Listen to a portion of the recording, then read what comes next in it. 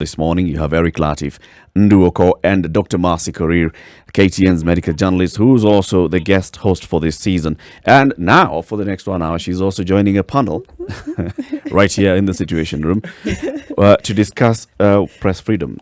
Journalism without fear or favor. Yesterday was World Press Freedom Day. Today, the Media Council of Kenya is organizing a webinar starting from 9 a.m. going all the way up to around 1 p.m. And the theme is journalism without fear or favor. Joining us on the line is the CEO of the Media Council of Kenya, David Omwoyo. Good morning, David. Good morning, Eric. How are you doing? And welcome to the Situation Room. Thanks. Second time. It's a very hot room, but today I'm lucky that I'm doing it from outside. You're cool where you are. Yes. You're keeping safe, David, I can presume. Yes, I am. And I made sure that I have water. During the last time I came, you could not offer me water. Ooh, so you have coffee there. It was targeted. It was to ensure to keep you hot. So, David, World Press Freedom Day, journalism without fear or favor. Just first of all, introduce us to what you're hoping to do this morning in the webinar. Of course, the webinar is replacing a physical meeting that would have taken place. Yep. Because normally around this day, it's one of the 4 flagship events that the Media Council of Kenya holds every year. The others being the Annual Journalism Awards and the Media Summit and the Day of Ending Impunity and Attacks Against Journalists. Those are events when we bring together all media industry stakeholders. We discuss the challenges, we chat the way forward, we find out what we have done in the past year and all that. So today, the webinar is simply replacing a physical meeting that would have taken place. But secondly, the webinar, we are listening to people. Number one, we are bringing on board our journalists from across all the counties. We're working very closely with the Editors Guild and the Union of Journalists and AMWIC and other people to get our journalists from across the counties where they are in the regions and all that. Mm-hmm. We sent them facilitation a week ago. We sent each of the media associations some money to send to their members so that they can afford airtime and bundles to be part of this. Mm. And secondly, now we are bringing together ourselves and working jointly with the UNESCO on one end. Mm. We are bringing together ourselves and other experts around these matters so that we can have the general discussion. We look at the panel, apart from ourselves, the Editors Guild, then we have UNESCO Regional Office, we have National Police Service Commission, Transparency International Kenya, the Kenya Community Radio Network, and Association of Media Women. And so the whole idea is allow people who couldn't meet physically to come together and do a meeting like it would have happened in case there was no COVID-19. Mm. What are you hoping to achieve, David, with this today and then moving forward? The theme of this World's Press Freedom Day, journalism without fear of favor, builds consistently to events that we've been holding over the years. Mm-hmm. We try, number one, to protect journalists, make sure that all professional journalists doing their work are shielded from undue harassment and intimidation. Mm-hmm. So what we are hoping to achieve today, number one, is to get a reality check from the ground. We want to get our journalists who are working in extremely, extremely difficult situations on the ground to tell us their experience under this COVID-19. Mm-hmm. And therefore, they will be able to inform us what we can intervene about. You know, we have a journalist under lockdown in Kilifi. Or is it lockdown or quarantine? We need to find which name to use. Mm-hmm. You know, then we have cases in CI and Kisumu where journalists have been locked down. We have hundreds of journalists who have lost their jobs, salary cuts, and others, especially in smaller community media who we don't get to hear about in in the headquarters, who totally were just requested to go away. They were already earning peanuts, and then that little money that they were earning has disappeared completely. So when we get to hear their challenges, it will assist us to design strategic interventions, and we believe that we have mobilized all our networks to be able to design and deploy very rapidly intervention mechanisms to make sure that there is money in the pockets of the journalists, to make sure that the community radios continue providing information, and to make sure that anybody attacking a journalist, interfering with journalists while at work, is brought to justice. So today we want to bring the reality from the ground so that when we have these interventions, We are not seen as people who just sat up and dreamt things from their heads. Right. Interesting that you say that, David, because another question coming through, I mean, right now is, okay, so we're looking, when a journalist is able to gather information, and a lot of this may be from people's perceptions, and that is used to form a story or to form an opinion. A lot of times it has been called misinforming the public or misinforming populations of countries. What would be your take on that right off the bat? Because we're dealing right now with a crisis or a medical crisis where there's a lot of information flying around. Are journalists justified by sharing what people's thoughts and fears or even misconceptions are? I mean, definitely, a journalist is entirely entitled and allowed by law and by morality to not only relay what the CS or the Minister of Health says, but what the victims are saying. We are not. I've seen an attempt to get the people in quarantine should also be given a chance to listen, the family members to be given a chance to speak and all that. So journalists are allowed to give a voice to everyone in the entire cycle of the news information. The consumers are allowed to give feedback. People who do not believe what police spokesman or the Minister of Health is saying must be allowed to speak. If people want to stand up and say the CS has said this is not true, like we have seen happening about stories on empty coffins and stuff like that and all that, the media independent media must give these people a voice. As long as we verify that these are not guys who try to take advantage of the situation. As long as they're legitimate people who want to be heard and who have an opinion contrary to what the government has said, they must be allowed to say that. We should not take advantage of the public health provisions, as has happened across the globe, Kenya not being an exception, to suddenly stifle voices and just have one voice telling us what is happening. Coming off of the back of that, David, right now with the coverage of COVID-19, now with the theme of journalism without fear or favor, does the Media Council have any sort of data or information coming from journalists on attempts to stifle or to hamper them from accessing or publishing a story or telling a story? I mean, of course, there will be no bigger one than what we have seen at national level under the Public Health Act of everybody relying on one line of information and all that. And of course, a few unlucky fellas have been put in here and there and all that. We are not journalists anyway. But I would say that before the Public Health Act came into force and the CS do that, which is allowed in law, the journalists are always allowed, under the principle of balance, to get in touch with the subject in a story. So if we have people or rather guys in authority coming and speaking what should be done, we need to give a voice. And I think we would say that we have made a very fair attempt to balance, to give different sides of the story. And so we wouldn't say that the moment we have a public health pandemic, suddenly everybody else must stop speaking and we listen to Afi House. So we just put our mics there and wait. Everybody else, Afi House speaking about people, and the role of a journalist is to go out and find the numbers we are being told, the people who are being told about. Do they exist? Do they agree with what has been said? So I think it is a few complaints here and there, but bold journalists have been able to bring the reality out. Right. One of your panelists this morning, is Dr. Mercy Korir. She's here, and the topic that you'll be talking to, Dr. Mercy, is on voices from the frontline workers covering the COVID-19 pandemic in Kenya. Reflections.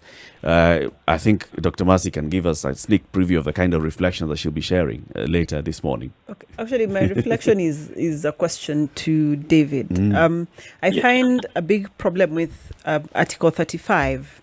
Access to information, especially from government, where government sort of, and this is not just from the Ministry of Health, but across board, be it ministries, other government agencies, corporations, all of them, feel like giving information to media and by extension to the public is something wrong to do. And for you to get information, literally for me, it is like pulling teeth, where you have to actually have very credible sources. Otherwise, there's no information that you'll get to verify and, question some of the things that government is asking. So for me, this has been a big problem. It is enshrined in the Constitution, yes, but it looks like it was just put there just to decorate and add another chapter to the Constitution. But in reality, it's not the case? Morning, Dr. Masi, and glad to have you here. Nice question. And we also feel very well when we have professionals coming in and adding journalistic, being professional, bring a professional voice to the journalism field. I'm holding on my hand now a Media Council of Kenya and the Office of the Ombudsman jointly published book, Access to Information in Kenya, a Journalist Handbook. Mm-hmm. But I have to say that the problem we have is that the way government was designed, or rather is designed, we call it serikali, you find that even a letter transferring someone from the reception to another place is written confidential. Yeah. Yes. That means unless there is something to unveil that, it's considered confidential. Mm-hmm. A letter simply saying we want to reallocate the CEO's driver to programs and the CEO will recruit a new driver, iliandiko confidential from HR to finance. Mm-hmm. You know, the moment it's said. So we find that half of the information in government files is accidentally labeled confidential. And not accidental is because you find, you could call now, say call the Media Council. How many staff members does the Media Council have? Mtu anakuambia, hiyo labda ulize CEO ama chair. It's a simple thing, you know, it's a public matter. So it's the nature of government by itself that we need to hide everything. There's too much suspicion around. And I think what we have done with the Commission for Administrative Justice, the access to information about journalists must be able to ask information and get it, because while the Constitution provided for it, it hid around who can provide this information. Mm-hmm. And this matter was left to CSS so that we can release up and intercombi. Hey, I fall under the Ministry of ICT. You see now, because that law, what provisions of the Constitution, unless they are actualized, they are very cagey. You have many ways to hide around it. And now it's about any public officer. That way, you ask me and you file it, then you can be compelled to do that. And you fail, I can. There is recourse in law. I can be fined or punished for that. But initially, as it was a very cagey thing. And as you may be well aware, the law, they say, is announced. There is always a certain comma or full stop somewhere that can be moved to make anything impossible. As the example I gave, you ask a simple question, Tuko Wangapi Media Council. It can be a private matter until you release it, because the law says the ministry in charge and all that. That is a simple public matter and all that. So the issue is within how many days must you get the information? When you do, you ask for recourse. Within how many days must you get a reply and all that, which is what the handbook and what the MOU we have the Ombudsman. THA, yes, have tried to sort out, because it was you try to get information immediately. It is you are dragged through the ministry and all that. But that points to another challenging in Dr. Masi, where if you suspect that something wrong is happening in a place, and you ask for information, like I want a file about the expenditure on COVID-19, for example, just an ad hoc example, because it's a hot issue now. The next thing, you get a high court order barring you from publishing anything around that. So that is part of the issue we've been complaining about, and we have actually written to the judiciary to tell them to stop giving preemptive orders, because there is recourse in law in case something wrong is punished. So there is always the fear that I can either delay and refer you to officers that won't help. But when I realize you're almost getting closer to the truth, we have the High Court where I'll go and you will be stopped from publishing or anywhere airing such information. I think you have always known the challenges of that. I think the whole idea is form a small network of people, or big as it is, and push for certain special provisions that allow that this information can go. Otherwise, if you rely on the broad provisions of the Constitution, tutabaki tukizunguka tu and we will not access the information that we need. Because if you look at COVID,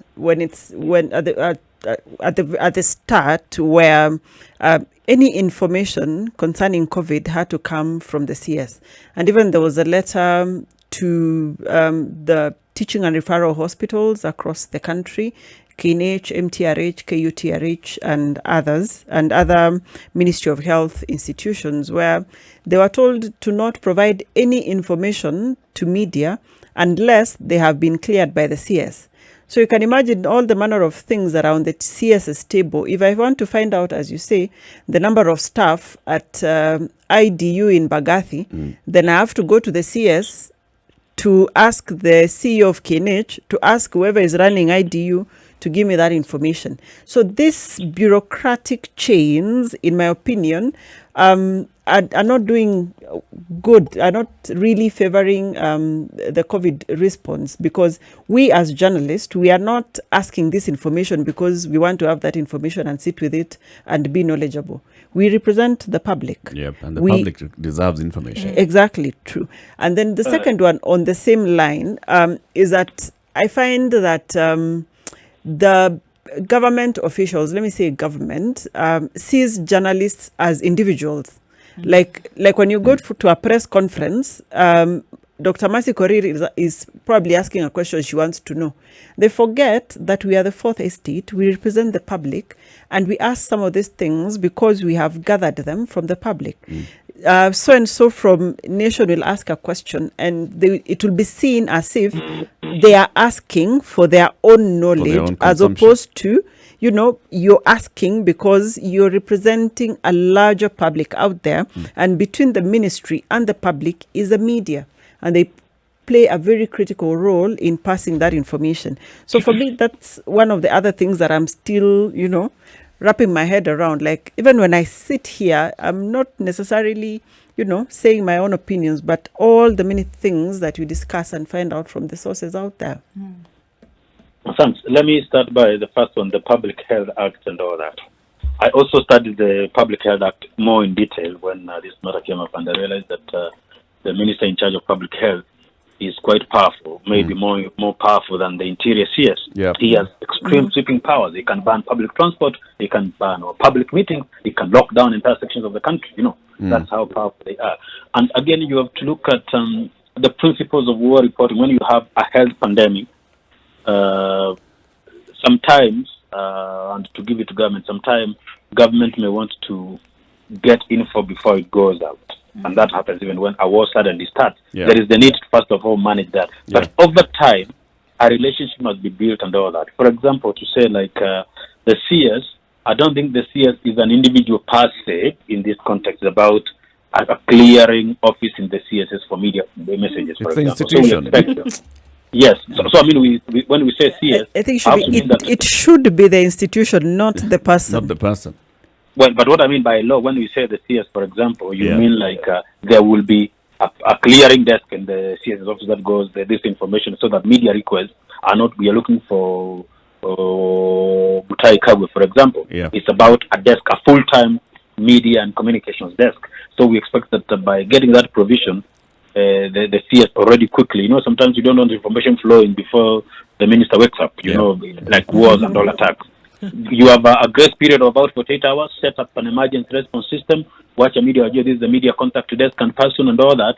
So by that title, it's like when you say CEO, it's not me, it's about there is a media office and all that. Yeah. So I said that provision in emergency communication to avoid bringing unnecessary panic and all that mess is needed. You all know the case of Italy. That a decision was made by the National Security Agency to lock down the north. And it was supposed to be published at 8 a.m. the next morning. Yeah. The media published it at 10 p.m. the evening before. Yeah. That whole night, people moved out. You all know what has happened. So there are justifications to that, but I think that the health provisions is about the spirit behind them. That you're giving a chance for the minister in charge of health to quickly cobble up an emergency team so that we don't have either fake news, because fake news comes in. We don't have unverified information, but we have transparently flowing information.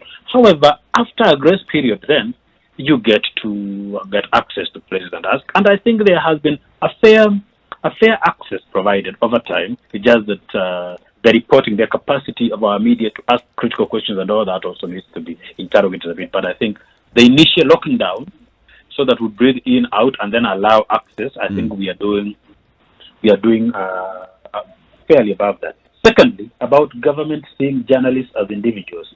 On this one, I blame the media, and I have been very consistent. Why?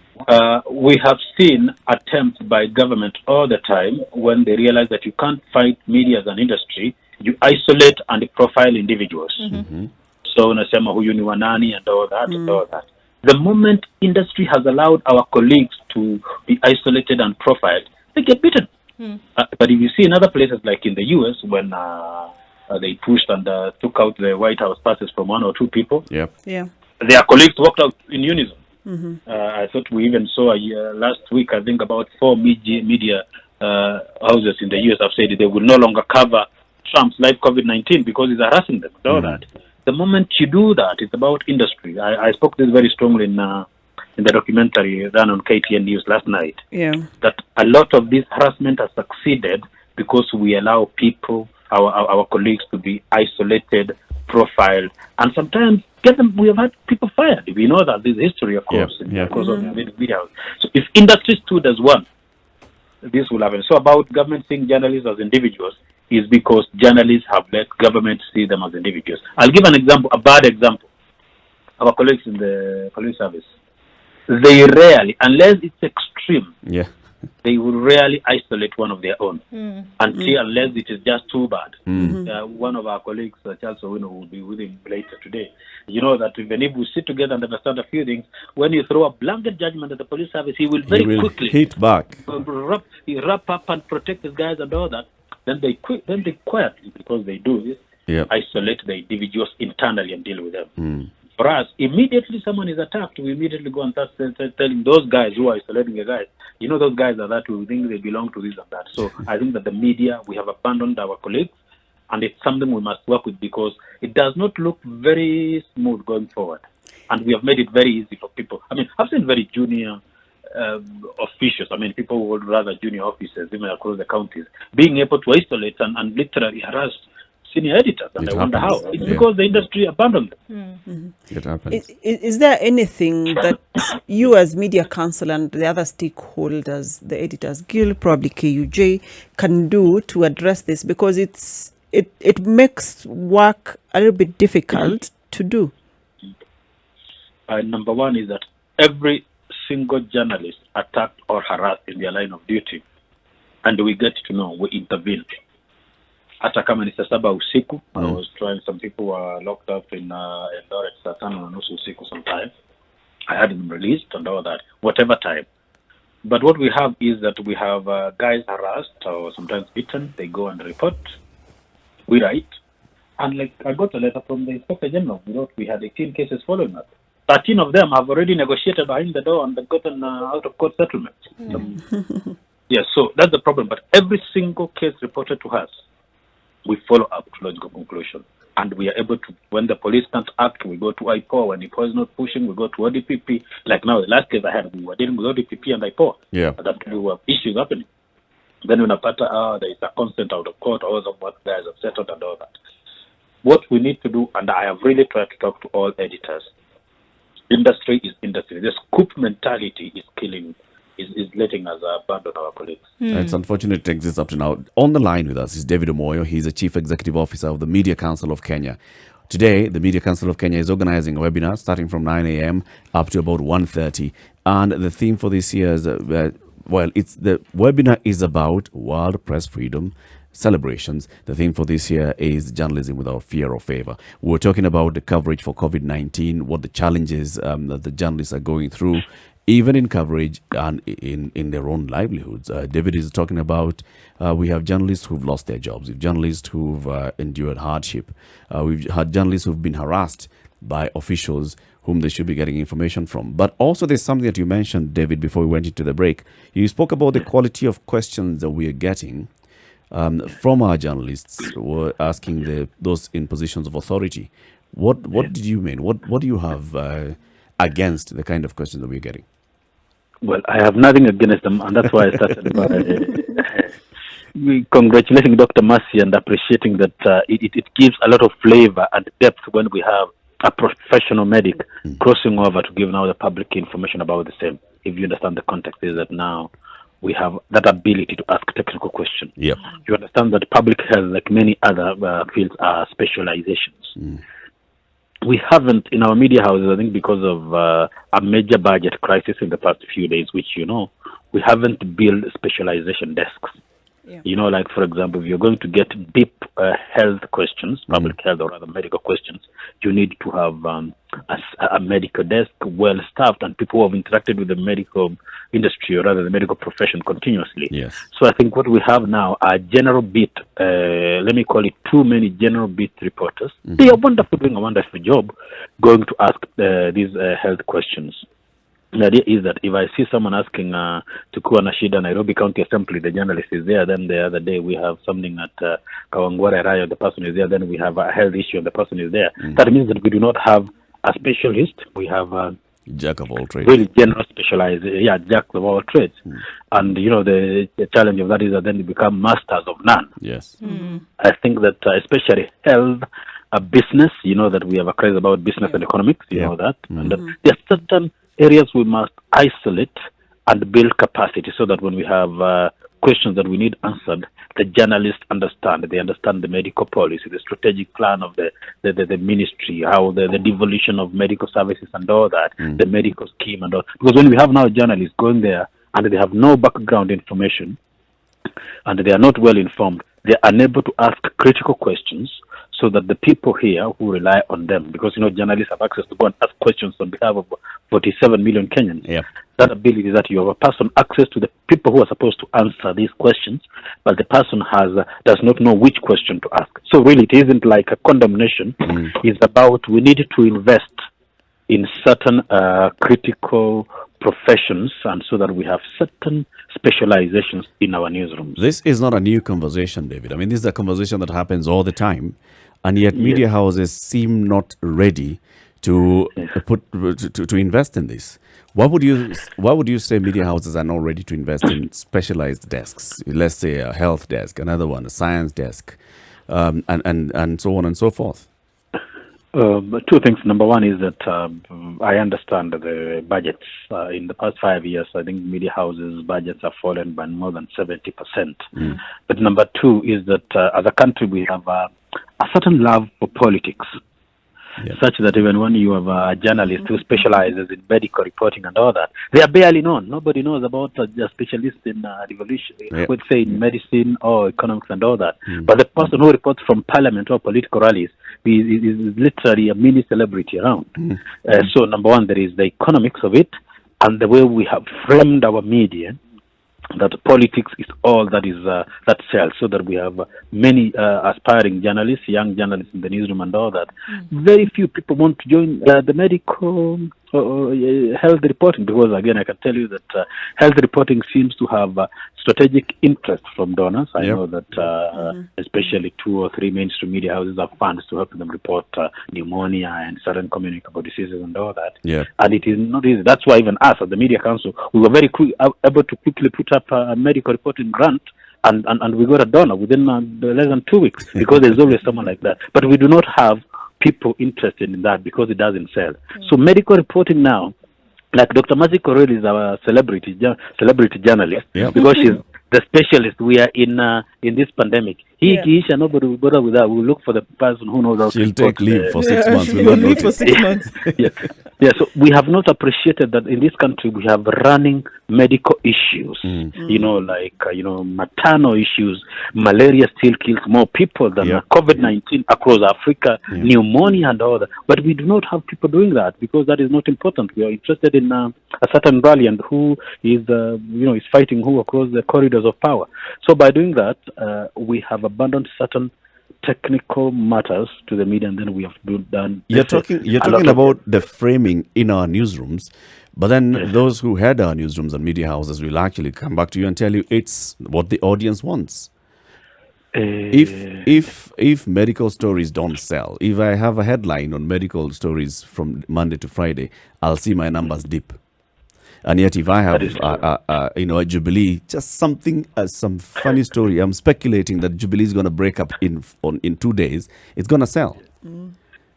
Well, yes, that is true. It's a very sad situation. I've ever been put to test by some listeners in a village in Eldoret who are telling me to tell the mainstream media, Nation, NTV and Citizen to stop putting politics and put agriculture. And I told them, we have a channel called the Farmers TV, why don't you watch it? They told me, no. We want them to put us this. And then I told them, you are dishonest, because you're asking these mainstream guys to give you agriculture information. I'm telling you that next to that channel giving you politics, there is one that will give you this information. And they say no. So it's a complex matter. Remember, when we talk about media consumption patterns and all that, you have to put up I want to give an example, because I had a discussion somewhere yesterday about Spice FM. I think we are also writing about it in our Observer. You know that this channel is provided a break from sex talk because all radios, everybody is patanisho and nani bwana ipiga nani and all that. But these media houses decided that we think that people want to hear something else. And the truth is that people have suddenly realized that radio can offer something else. Right. Yeah. So while everyone of us thought every morning radio listener wanted sex, suddenly people have realized that if you offer something else, more quality and all that, people will listen to it. So I think what we need is the bold decision that people want to hear. I mean, our people, while people may be excited about politics and all that, our people still want to know how to get better yields, how to get a market for their milk and all that. But that decision, you see now, like Eric, you gave me an example about within a week your sales will go down, isn't it? Yes. You don't need a week to focus on what, because we have seen in this country TVs and radios that were number 4 or number 40 going to number 1 and all that. We have seen new coming up. That means that you must deliberately decide and set aside resources to experiment, do research, and get a new idea. So the truth is that we need to stop looking at weekly returns. I know that we all, the circle is very small. The circle is very small, but deliberate investment. People put investments and wait for a while to get returns. If we want to see returns in 4 days, it won't work for us. So, as I say that, I think there are consumers for critical information. Like I have said, we have consumers for Spice FM. It never existed. Right. It is not competing with certain people. So please deliberately decide and provide this information. People will listen. Eventually, it's about behavior change communication, knowledge, attitude, and behavior change. Offer something, let people know there is something else, and it will move. Why is it difficult, David, to invest in getting, let's say, specialized reporting? When I joined the media some 3.5 years ago, that was the conversation that, we need to specialize. And then the issue has been, media is not investing. Why is it difficult then to invest if we know that this is necessary and important and there'll be consumers for it? Why is it then difficult to follow what we're saying with money? Absolute hand-to-mouth mentality and planning. Why am I saying this?